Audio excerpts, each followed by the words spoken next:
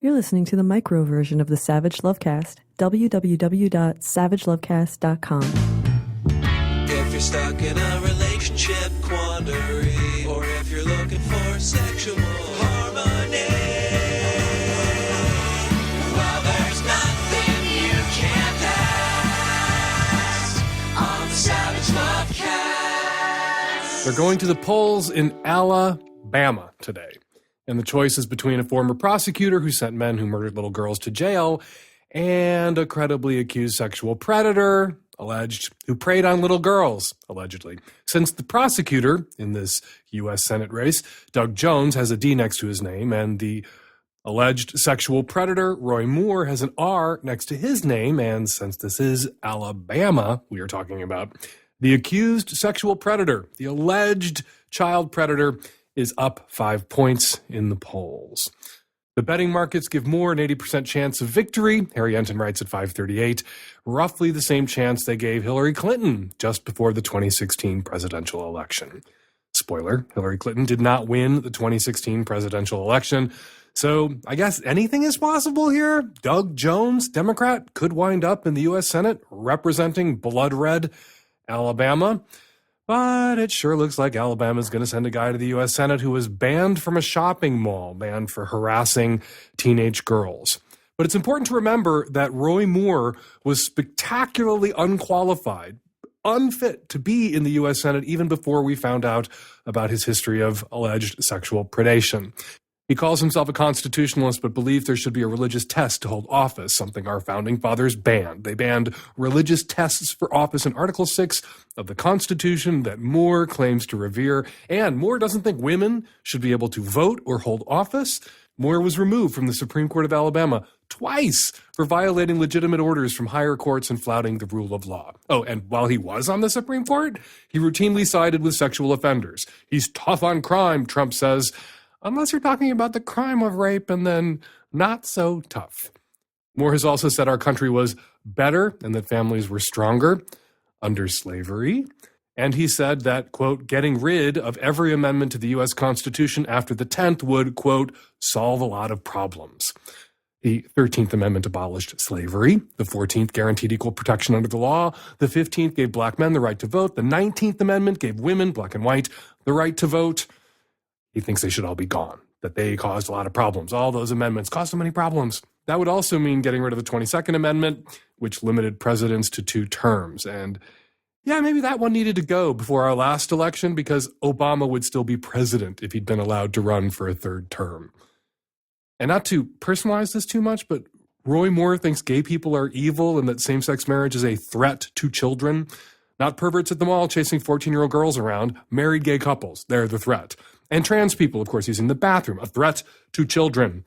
We're hearing about whataboutism these days. Someone raises issue Y and someone else jumps up to say, well, what about issue X? Not because they give a shit about issue X, but because they want to derail discussion of issue Y. But with the entire religious right coming out in defense of Roy Moore, lining up behind him just as they lined up behind sexual predator Donald Trump, we should also make some time to talk about look over there-ism.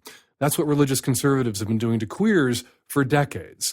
Point at gay men then and now, and point at trans women today, calling us child predators, while men like Roy Moore and a seemingly infinite number of rapey youth pastors out there pick off kids one by one in churches and shopping malls. And after insisting for years, for 4 fucking decades, that gay men lust after adolescents, conservative Christians, like the ones GOP pollster Frank Luntz interviewed for Vice, are offering defenses for Roy Moore that go like this. If Roy Moore was guilty, if he was at the mall hitting on this 14-year-old, 40 years ago in Alabama, there's a lot of mamas and daddies that'd be thrilled that their 14-year-old was getting hit on by a district attorney. But hitting on teenagers at the mall, sexually assaulting teenagers in your car, as Moore is accused of doing, it's only okay if you can knock that teenager up. That was Tully Borland's argument in The Federalist. This is a practice with, and I quote from Bullard's essay, a long history and is not without some merit if one wants to raise a large family. To have a large family, the wife must start having kids when she is very young. The husband needs to be well established and able to support the family, in which case he will typically need to marry when older. I wish I had a bar of soap here so I could wash my own mouth out with soap after repeating Borland's argument. The actions of evangelical Christians and the knots they're tying themselves into to defend the indefensible, it tells us, well, it tells all of us now what the gay community has long known and what the country has been slowly coming to grips with since evangelicals backed Donald Trump for president and helped put that asshole in the White House. It was never about morality. The moral majority on down. Never about morality or protecting children or a Christianity that anyone with a passing familiarity with the Christ of the Gospels might recognize. It was about power, political power, and patriarchy, and sexism, and hatred and homophobia, and xenophobia, and racism. The same evangelical Christians who spent the last few years freaking out about the bogus threat of trans women preying on little girls in public restrooms, another case of look over thereism, are out there now saying that it is fine for men to prey on little girls so long as they can get them pregnant. They've also said that queers, gay men in particular, are out to destroy Christianity. They want you to look over there at those people over there, they're destroying Christianity. But you know what? The people destroying Christianity, they aren't outside the building. They aren't outside the church. They are in it. They're in politicized pulpits. They're in megachurch pews. And if Alabama sends Roy Moore to the Senate, there's going to be another one of those assholes in the U.S. Senate. All right, coming up on today's show, I school a men's rights activist type fool. I give some advice to an asexual teenager. And on the Magnum subscription version of the Savage Lovecast that you can subscribe to at savagelovecast.com, I chat with Lynn Fairweather about spotting signs of an abuser nice and early. This episode of the Savage Lovecast is brought to you by Everlane, luxury basic clothing and accessories made at ethical factories without those retail markups. For free shipping and to support the Lovecast, go to everlane.com/savage. Today's episode is brought to you by Stamps.com. Stamps.com brings all the services of the U.S. Postal Service right to your fingertips. Buy and print official U.S. postage for any letter, any package, any class of mail using your own computer and printer. And right now you can enjoy the Stamps service with a special offer that includes a 4-week trial plus postage and a digital scale.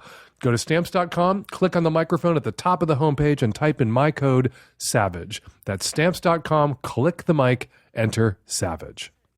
MeUndies makes feel-good underpants your butt will be proud to wear and you will be proud to be seen in. They will be the most comfortable pair of underwear you will ever own, and to check it out yourself, go to MeUndies.com/savage. Hi, all. 30-year-old bisexual left coaster here, and I have a question about aftercare. I know aftercare is a term used in the kink community. I'm not really a kinkster yet. Now, I'm curious about aftercare when it comes to just hookup or vanilla or non-kinky, whatever, sex. Recently, I slept with a good friend of mine after years of knowing each other, and it was fun, but I felt like after we slept together, it was lacking in the aftercare department. This made me think a lot about what my needs are after I hook up with someone and feel really vulnerable, and what helps me feel safe and seen and good. I'm really sexually active, but in all my sexual forays, I haven't talked much about that, nor have I felt like it has come up much.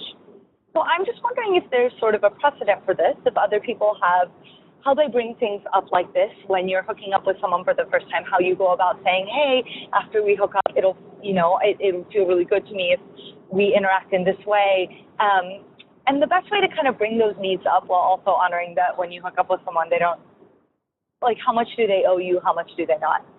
And if this isn't happening much, can we sort of start an aftercare revolution? I've been writing my column for a long time and now officially doing this podcast for a long time.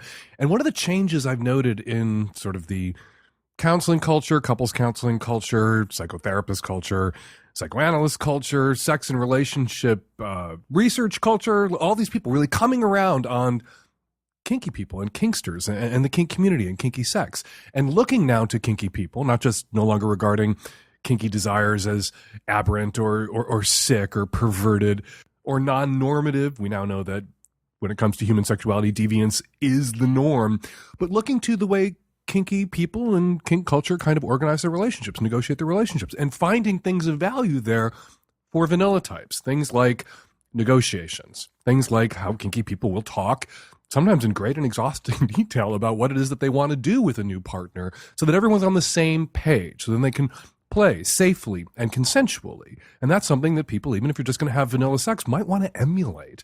Also, you have couples counselors now working with people in sexless marriages or marriages where they've kind of lost the spark and pointing to kinky couples who plan sex. You know, if you're going to have a three-way or you're going to have a big kinky weekend away or you're going to a swingers conference or convention because you're a super kinky, crazy couple, that's something that you plan. It's planned, scheduled sex. And often what they find when couples counselors, vanilla ones, or people who work with vanilla couples look at the kinky couples is that planned sex isn't bad sex, that planned sex is something that is anticipated and couples get excited about.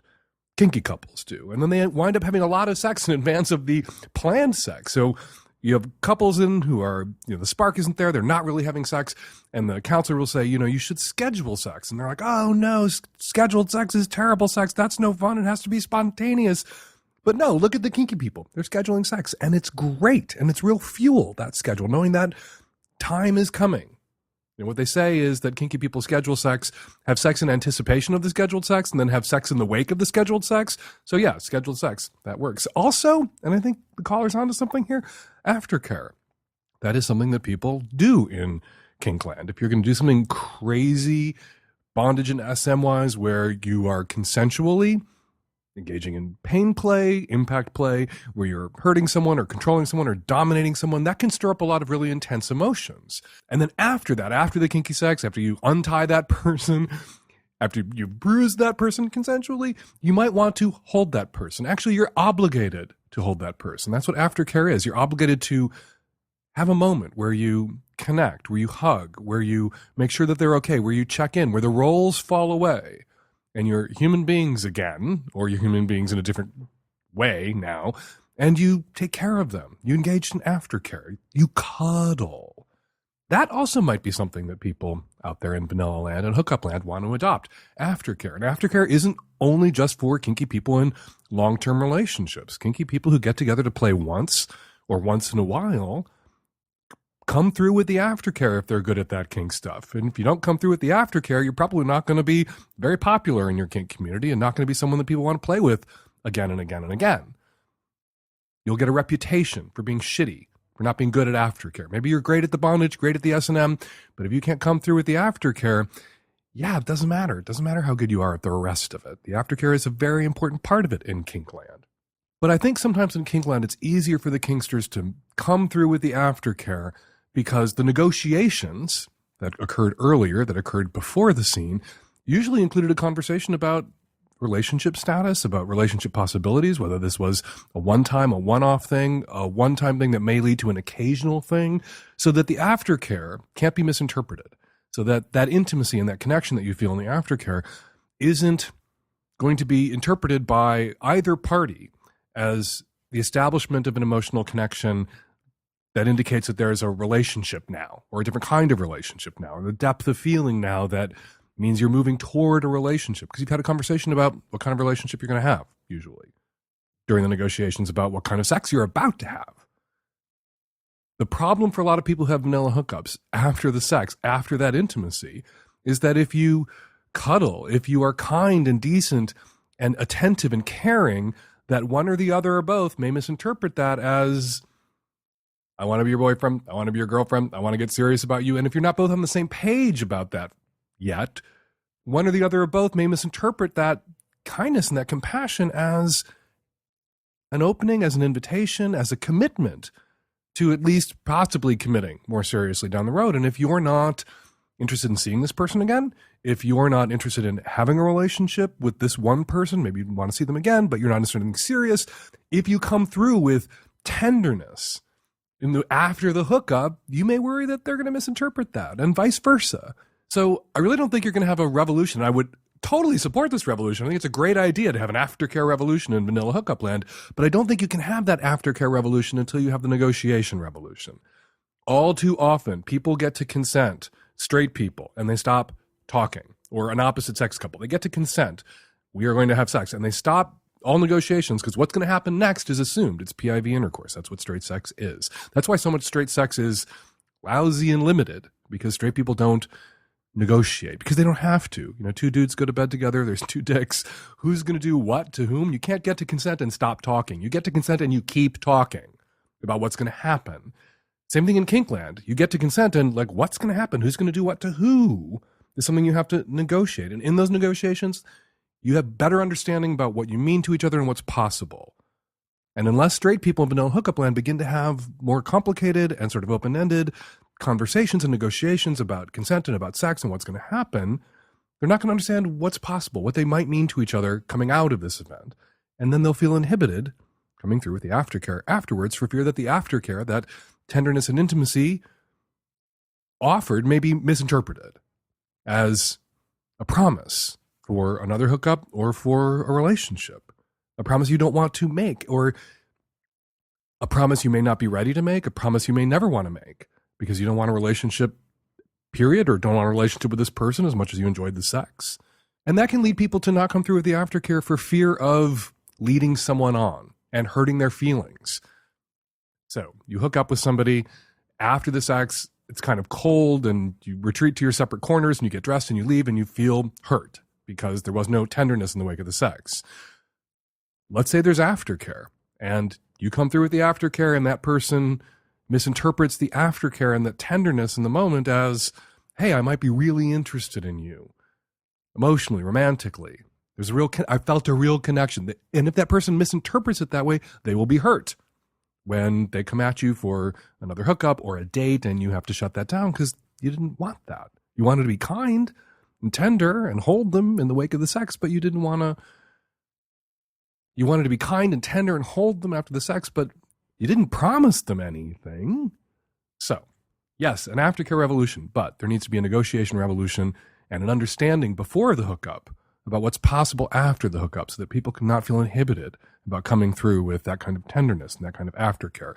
As for you, caller, and God, I have gone on and on and on, getting back to you, caller, if what you require after a hookup is some tenderness and some being held and some laying around in a bowl of ice cream, put that on the table and very specifically say, I would love to hook up with you. I'd love to have sex. Just so you know, after sex, in the glow, we're going to have to cuddle and spoon or whatever, just a little bit, because I need that too. That's part of sex for me. That doesn't mean you propose to me. That doesn't mean I propose to you. That doesn't mean you ever have to see me again or I ever have to see you again, but just in the wake of it, let's be good and kind to each other. Let's lay together for a little while and then get up, go to our separate corners, get dressed and bold. Hi, Dan. I'm kind of having an identity crisis. So I've been identifying as a lesbian for the past 6 years or so, and it's felt really right. But recently, I've been insanely attracted to this guy that I work with, and I don't know what to do about it.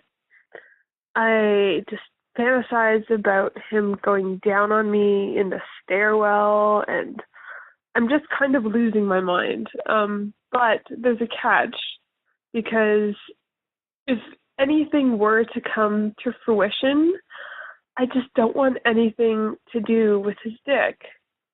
And I don't know if this is a situation that I can kind of discuss, because obviously if he's consenting to my terms, then it's, I think, technically okay, but I don't know if it's cruel to tell a guy that I want him to go down on me, but I don't want to touch him at all. Like, we can, make out, whatever, fool around a little bit, but I don't want his dick to be there, and he's just a very beautiful man, and it's pretty much only him that I feel attracted to in this way towards guys.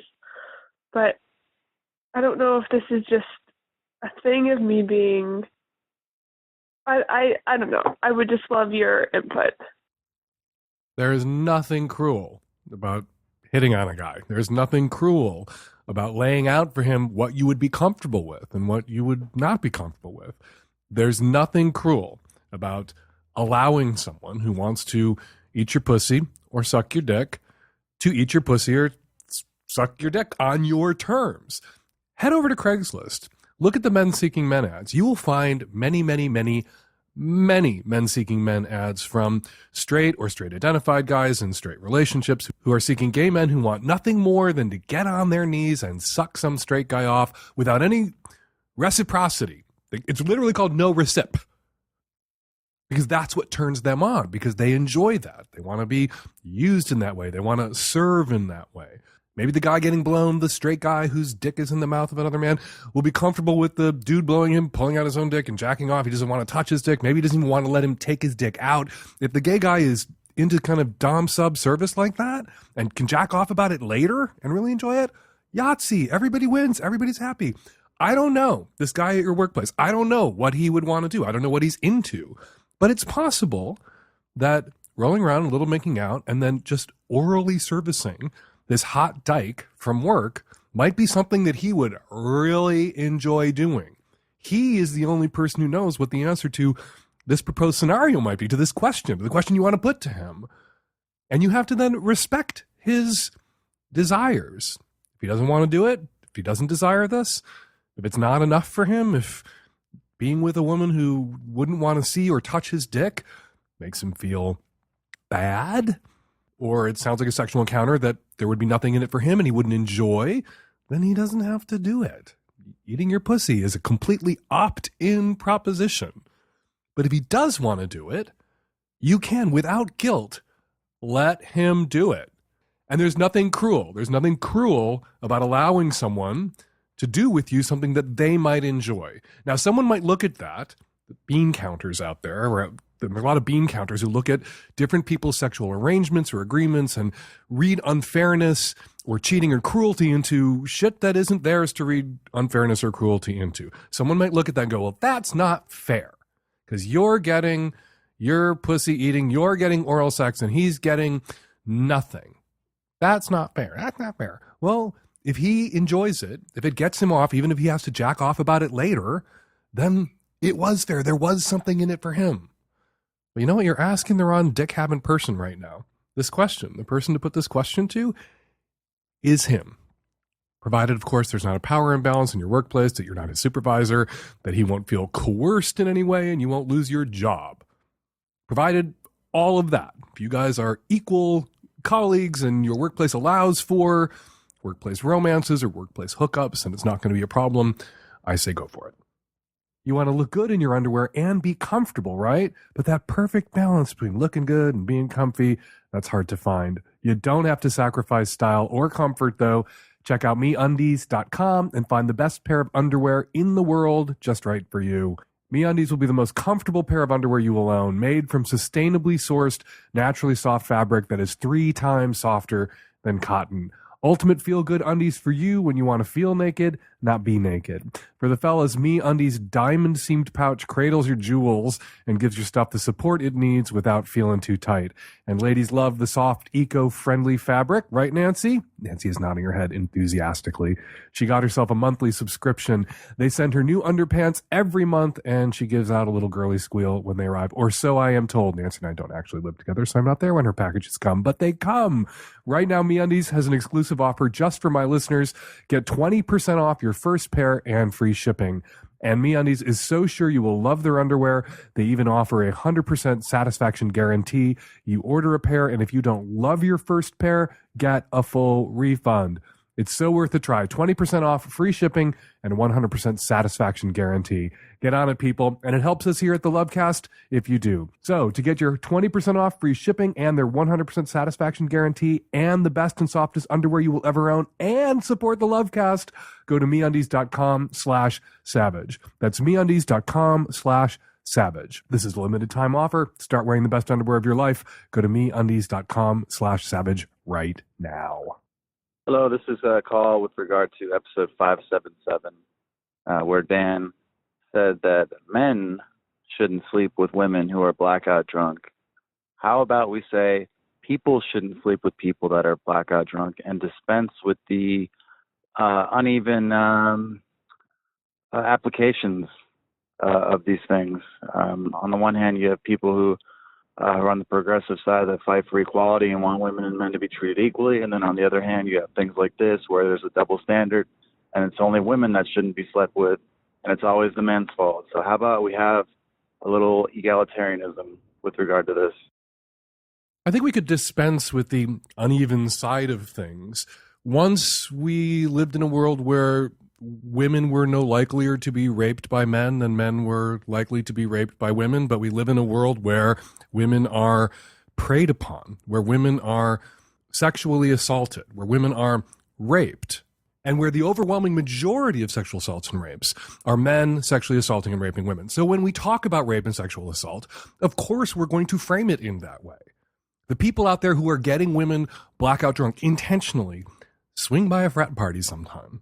The people getting people intentionally drunk so they can sexually assault them are men. Getting women drunk intentionally to sexually assault them. The people putting date rape drugs in people's drinks in bars so that they can sexually assault those people that they have drugged, men are doing that to women. Women are not doing that to men. So when we talk about rape and sexual assault, we talk about men doing that to women. It's not about double standards. It's not about being unfair to men, hashtag not all men.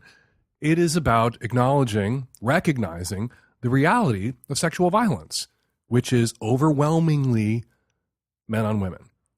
Now, for you, sir, to ask me or anyone else who talks about these issues to strip gender out of it is to ask essentially for your gender, for men, to be let off the hook, to pretend that everyone, male and female, that both of these two groups are equally responsible for the problem of sexual violence. And that is just not true. That is a fucking lie. Men are responsible for sexual violence, overwhelmingly so. There are incidents out there, of course, of men being sexually violated by women. Absolutely. But the problem, overwhelmingly, is a male problem, sexual violence. Men do this overwhelmingly. And so we can't just put a gloss on that to make you feel better about your dick or to absolve all men, myself included, of collective responsibility for recognizing, which is the first step, and then tackling and doing something about the epidemic of sexual violence that has been going on for millennia. So no, I'm not going to dispense with the uneven side of things. No, I'm not going to treat this as if men and women were equally responsible and equally guilty. That said, I am a complete supporter of consent culture. We were talking about yes means yes on this show years ago and in my column a long time ago. That said, there are people out there who argue that if anyone's had a sip of alcohol or a hit of pot, that consent is not possible. And that just also refuses to recognize the reality of the way human beings function, that human beings are inhibited, we're sexually inhibited, and that a lot of us will want to have a drink or two to take the edge off and so that we can loosen up and be social and make ourselves available and approach people and welcome the approach of others and find sex partners. And alcohol and to some small extent other drugs grease the wheels, grease the gears, make that possible. It is possible for two people who've had a couple of drinks to have sex and for that to be consensual. It is also possible for one person to have sex with somebody who is blackout drunk and incapable of offering meaningful consent and to intentionally take advantage of that person in that state. It is also possible for someone to unintentionally take advantage of someone in that state. It is also possible for two people who are pretty much equally blackout drunk to take advantage of each other in that state. And for two people to together have sex that neither of them could meaningfully consent to. It is a murky, grayish area, which is why people should err on the side of not having sex when you're fucking too fucked up to remember or enjoy it. But a sex-negative culture that really puts the zap, not just on men's heads, but a sex-negative slut-shaming culture that puts the zap on women's heads about their own desires and their own agency, that can create an incentive for some people who want to have sex to drink a lot so they can have permission, so they can give themselves permission, so they can find permission in a case of fucking Budweiser that they couldn't find in their own moral code because of the religious bullshit that they were raised with or the slut-shaming they were subjected to by family or friends or peers or the culture itself. And one of the things that sets people up for this kind of violation is a culture that denies women their desires, their agency, and leaves them feeling like they don't have permission to do what they want to do unless they get drunk. And that plays out also with men, but to a much lesser extent, because the culture tells men that they can have what they want, that they're entitled to what they want. Look at what we're seeing on the news right now about men, powerful men, or just average men feeling entitled to do what they want with the bodies of their female coworkers, colleagues, underlings, overlings. Men are less dependent, less vulnerable to boozing it up to do what they want, because men are going to do what they want anyway. So in these situations where people are going to booze it up to do what they want, women, because of the slut shaming, because of the culture, because of the inhibitions that are pounded into them more intensely, are more vulnerable to being taken advantage of in that way. And again, women are subjected to most of the sexual violence, the overwhelming 99.99% of the sexual violence meted out by men to women. So no, caller, no, I am not going to make this a person v. person problem. This is a men v. women problem. And in the gay community, it's a men v. men problem often. But it is not women v. men.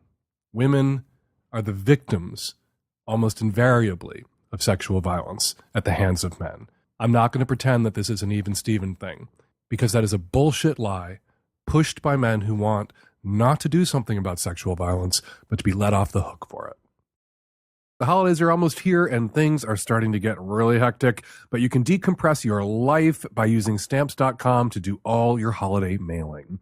Stamps.com brings all the services of the U.S. Postal Service right to your fingertips. You can buy and print official U.S. postage for any letter, any package, any class of mail using your own computer and home printer. Then the mail carrier picks it up. Stamps.com makes it easy. They'll send you a digital scale that automatically calculates exact postage, and Stamps.com will even help you decide the best class of mail every time. Print postage any day, anytime, because Stamps.com is always open. Right now, you can enjoy the Stamps.com service with a special offer that includes a 4-week trial plus postage and a digital scale without long-term commitments. Go to Stamps.com, click on the microphone at the top of the homepage, and type in Savage. That's Stamps.com, click the mic, enter Savage. Hi, Dan. I am a 16-year-old girl, and I know your show is all about sex, but I'm wondering about asexuality. I don't really know who to ask, so I'm asking you. And basically, I don't have any kind of sex drive. I mean, I don't get crushes on guys or girls or anybody. I asked my doctor about it, and she said, oh, you're just not into boys right now. And I don't think that's it. I mean, I think I would still want to try masturbating or something. I've been taking hormonal birth control continuously for a while because I'm a competitive athlete. I don't want to have to deal with my period, so I'm wondering if that could have something to do with it. Maybe you could talk a little bit about having a relationship and being asexual. I don't know. I would like to maybe get married or have a boyfriend at some point in my life, but I'm not really interested in sex. If you're looking for information about asexuality and to learn more about asexuality, you should head on over to asexuality.org, the Asexual Visibility and Education Network. The founder of AVEN is a guy named David J., who's asexual, an asexuality activist, really opened my eyes to the whole issue and the phenomenon of asexuality. He is married, and he and his wife have a child. They are both asexual. They don't have sex, and they do have a relationship.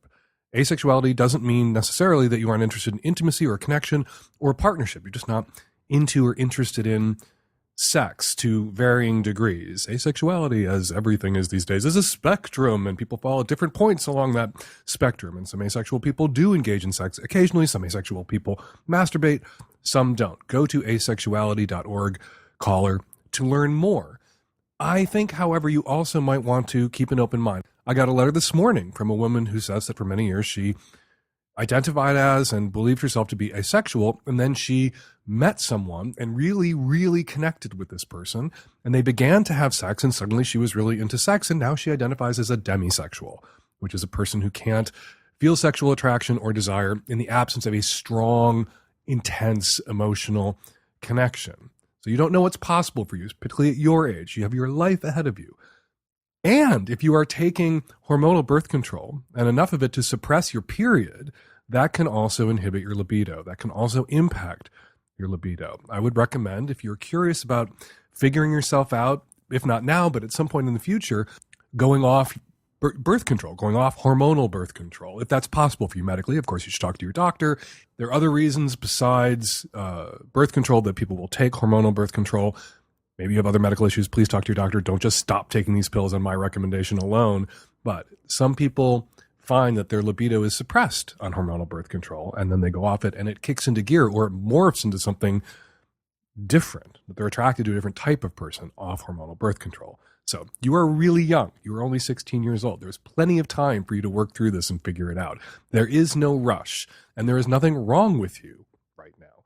There's nothing wrong with you if ultimately you're asexual. There's nothing wrong with you if you're demisexual. There's nothing wrong with you at all. Your sexuality is your sexuality. It will reveal itself to you in time. Keep an open mind and pay attention and read and think.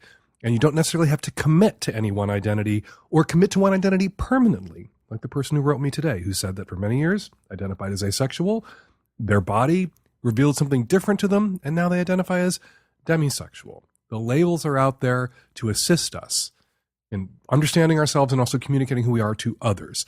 They're not permanently affixed to us. You will find the labels that work for you in time and for a time, perhaps. You ever wonder about where and how your clothes are made? Everlane removes the mystery by telling you where your clothes are made and what it costs to make them. Everlane only makes premium essentials using the finest materials without traditional markups, and they tell you their real costs, so you know you're never overpaying.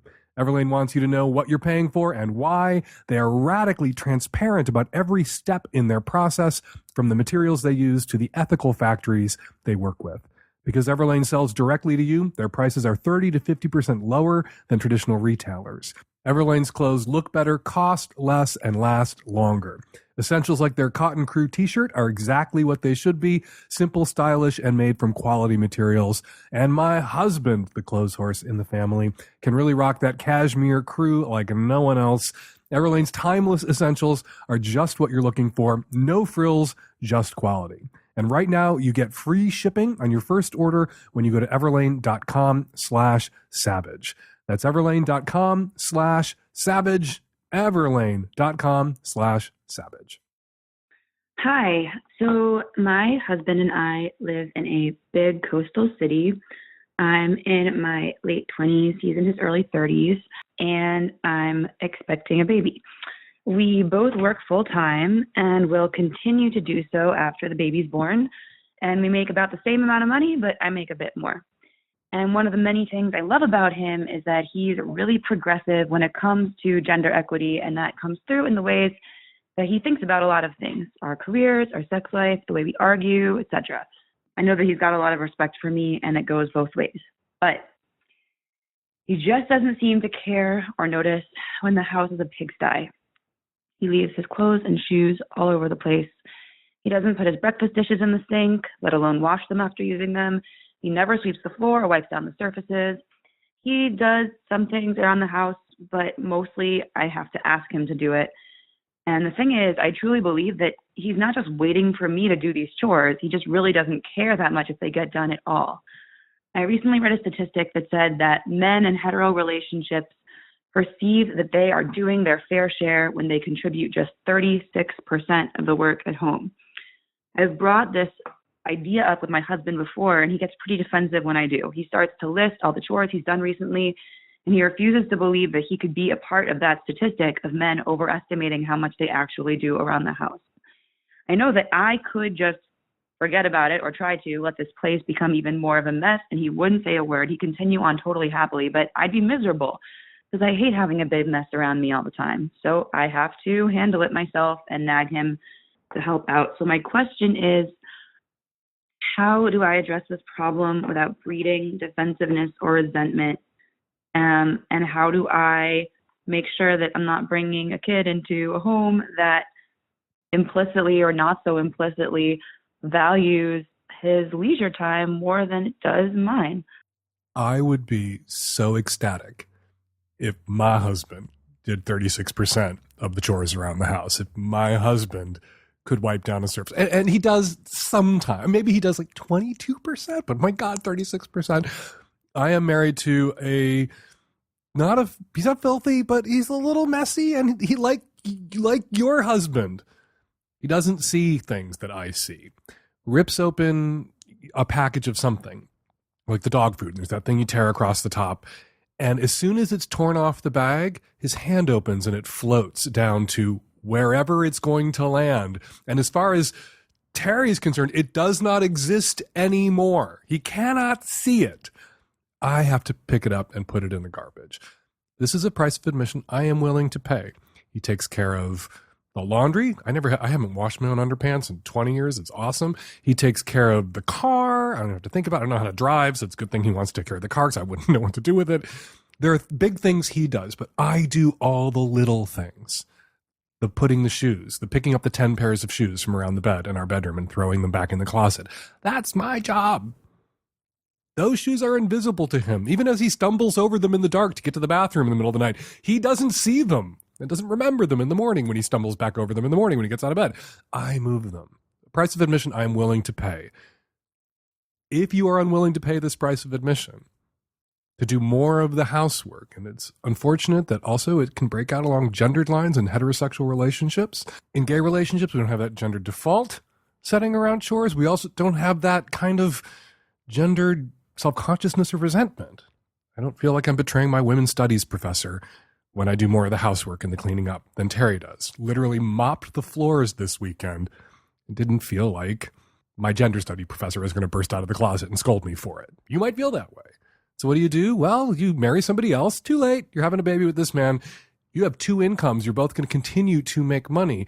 Rather than arguing about whether he's doing half, just stop arguing about it and hire someone to come in every couple of weeks to do some of the surface wiping, to do some of the heavy lifting. Maybe you'll still have to do more of the day-to-day routine picking up, but if somebody is coming every couple of weeks, if you guys can afford it, to do the sweeping and mopping and vacuuming and washing windows and dusting, and let's say if you can get him to acknowledge that he doesn't do his fair share, maybe that comes out of his money, not your money. Maybe that's how he contributes to the upkeep around the house. Because I'm with you. I can't live in a pigsty. I can't live in a dump. Makes me depressed. So I keep the house clean for us both. He keeps our underpants clean for us both. Double check, make sure he isn't doing large and big things that you don't do and wouldn't want to do, yard work or whatever else. And then find a way to draft up a truce that isn't about getting him to do more than he can remember to or wants to, but getting him to acknowledge that you do more and that he has to make that up to you in ways big and small, but also perhaps cough up a couple $100 a month that it would cost for somebody to swing by and do the deep scrub. Hey, Dan. I am a 20-year-old heterosexual female, and my question's pretty simple. I kind of used to be like a huge piece of shit, and so I cut off like all my friends from like that point in my life. But now I only have like one friend that's a good person, and I don't really have any other friends. So I'm just kind of wondering, how do you make friends as an adult? And also, I'm not in college, so like there's no like really clubs I can go to. Go places, do things, make yourself useful, get out of the house. And there are clubs out there. There's plenty of clubs out there outside of university environments, outside of college. There are environmentalist organizations, there are political organizations, pro-choice organizations, civil liberties organizations. There are groups in your town that just get together to play board games or go for bike rides or go up into the mountains and go hiking. Dig around. There are plenty of clubs, plenty to do as an adult. Also, making yourself useful, that's a great way to meet other people who give a shit about the same things that you give a shit about and create friendships and find friends. All that said, I do think you have one other option, which is all the people that you cut out of your life because they were such deeply shitty people. Well, you were a deeply shitty person at that time too. You say that you were kind of a shitbag and you had to walk away from all of your shitbag friends. It's possible that in your old friendship circle, there may be one or two people like you, one or two people who were being shitty but aren't shitty, just as you were being shitty and now you're not shitty. And you might want to give some of those folks the second chance that you would hope they would give you or anyone else would give you, because you have pulled out of that nosedive and maybe some of them have too. So don't cut them off or cut them out forever. Be open to reconnecting with those folks when they, like you, turn a corner. I'm calling in response to the woman who called about her boyfriend decorating her daughter's room. I have heard a lot of crazy shit on this show, but I've never felt more compelled to call and tell that woman to please heed Dan's advice. First of all, has her boyfriend never seen a TV show in his entire life? The kids' rooms are always decorated for kids, duh. I just can't even imagine the real depth of this man's cruelty if he can bring himself to traumatize a poor little girl, reminding her that this isn't really her space, and she's never had her own space before. Dump the motherfucker. Hi, Dan. This is a call in response to your latest episode with the lady whose boyfriend decorated her room. Okay, he might just not be used to kids. I understand that most people who don't have kids in their lives would see that they want a pink sparkly room and princesses and fluff and whatever, but if he doesn't have kids or nieces and nephews, this might just have been a gesture of him going, hey, it's done, nothing to worry about. She says that she put Hello Kitty stuffies. She never said that he made her take them out of there. She said that her daughter was so upset but she never said that he knew this or how he was reacting to her daughter being upset. So I like to give people the benefit of the doubt. I was a step-parent that didn't know how to react to little kids at one point. We all live. We all make mistakes. If you talk with him, hey, he might have a different reaction than you're expecting. Hey, Dan, I'm calling about episode 580, the college guy with all the crazy ex-girlfriends. I think your advice was spot on, but I was surprised you missed out on an important teachable moment, namely telling this kid to stop calling his ex-girlfriends crazy. As you pointed out, it takes two people to make a toxic relationship, and I'm glad you made him take a look at his own accountability and question whether the shit smell is coming from his own shoe, so to speak. But I think it's also important for this guy and every other straight guy who blames all their relationship drama on those emotional, crazy women to be told that it's not okay to perpetuate that bullshit. Like you said, all relationships will have conflict eventually, and if he continues to believe that drama equals crazy girlfriend, then when conflict does inevitably arise with a super chill new girlfriend, he won't be equipped to navigate it. He'll just go, oh no, it turns out she was another crazy one all along. Plus, just in case his dating days aren't over, he should know that referring to his exes as crazy is not a good look in most women's eyes.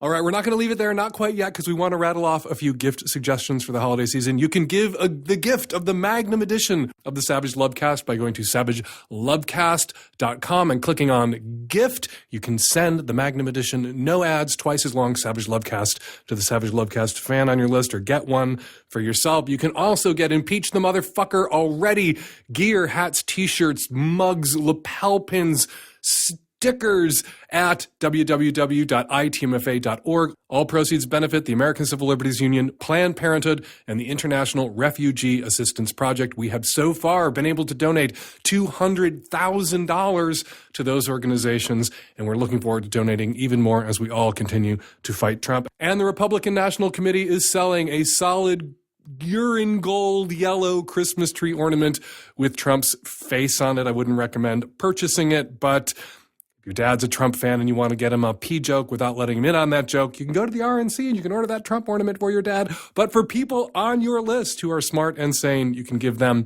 the Savage Lovecast and you can give them the gift of Impeach the Motherfucker Already gear. All right, we're going to leave it there. 206-302-2064 is the number here at the Savage Lovecast. If you'd like to record a question or a comment for a future show, give us a buzz, 206-302-2064. Also, join me in Portland, December 21st, that Thursday, for a very special live taping of the Savage Lovecast. It is our Happy Holidays Christmas Spectacular. I will be there, along with Santa's Paindeer, Toys for Tits, A Gay in a Manger, a little Hummer Boy, and more. We've got comedy, we've got a special musical guest, all of that Thursday, December 21st. Go to savagelovecast.com/events for tickets. Follow me on Twitter at FakeDanSavage. Follow Lynn Fairweather on Twitter at StopSignsBook. The Savage Lovecast is produced every week by Nancy Hartunian and me and the tech-savvy at-risk youth and Nancy. We'll all be back at you next week with another installment of the Savage Lovecast. Thanks for downloading.